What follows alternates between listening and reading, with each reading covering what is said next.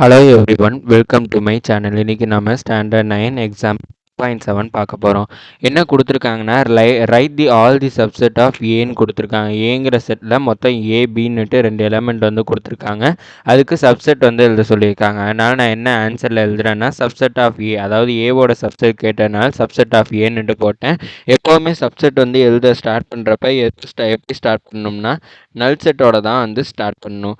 அடுத்தது வந்து அதில் இருக்கிற ஒவ்வொரு எலமெண்ட்டையும் வந்து தனித்தனியாக எழுதணும். அப்படின்னா நான் ஃபஸ்ட்டு இருக்கிற எலமெண்ட் வந்து என்னென்னா ஏங்கிற எலமெண்ட் இருக்குது, அந்த எலமெண்ட்டை நான் தனியாக எடுத்து எழுதிட்டேன். அடுத்தது பிங்கிற எலமெண்ட் இருக்குது, அந்த எலமெண்ட்டை தனியாக எடுத்து எழுதிட்டேன்.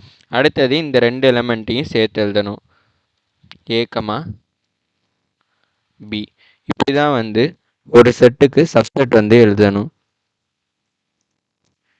Hello everyone, welcome to my channel. இன்றைக்கி நாம் ஸ்டாண்டர்ட் 9 எக்ஸாம் 1.8 வந்து பார்க்க போகிறோம்.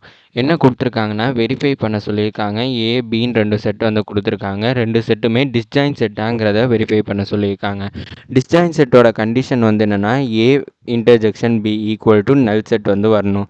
இன்டர்ஜெக்ஷன்னா என்னென்னா, இப்போ ஏன்னு ஒரு செட்டு இருக்குது, பின்னு ஒரு செட்டு இருக்குது. ரெண்டுலேயுமே என்ன எலமெண்ட் வந்து காமனாக இருக்கோ அந்த எலமெண்ட் வந்து எடுத்து எழுதுறது தான் வந்து இன்டர்செக்ஷன்னுட்டு சொல்லுவோம். இப்போ வந்து இங்கே அதோட கண்டிஷன், டிஸ்டன்ஸ் செட்டோட கண்டிஷன் வந்து என்னென்னா, A intersection B is equal to null set, அதாவது காமனாக எந்த எலமெண்ட்டுமே வந்து இருக்கக்கூடாது. இப்போ ஏங்கிற செட்டில் 20, 22, 23, 24 இருக்குது. இங்கே பிங்கிற செட்டில் 25, 30, 40, 45 வந்து இருக்குது. இப்போ இந்த ரெண்டுலேயுமே என்ன காமனாக இருக்குதுன்னு பார்க்கணும். இங்கே ரெண்டு இதுலேயுமே வந்து காமனாக எந்த எலமெண்ட்டுமே இல்லை.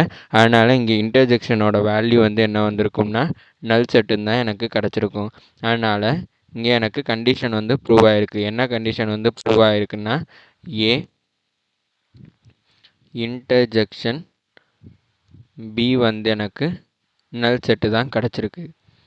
அதனால் இது வந்து டிஸ்ஜாயின் செட் தான். அதனால் நான் என்ன போட்டுக்கிறேன்னா, தே ஆர் டிஸ்ஜாயின் செட்டுன்னுட்டு எழுதிக்கிறேன்.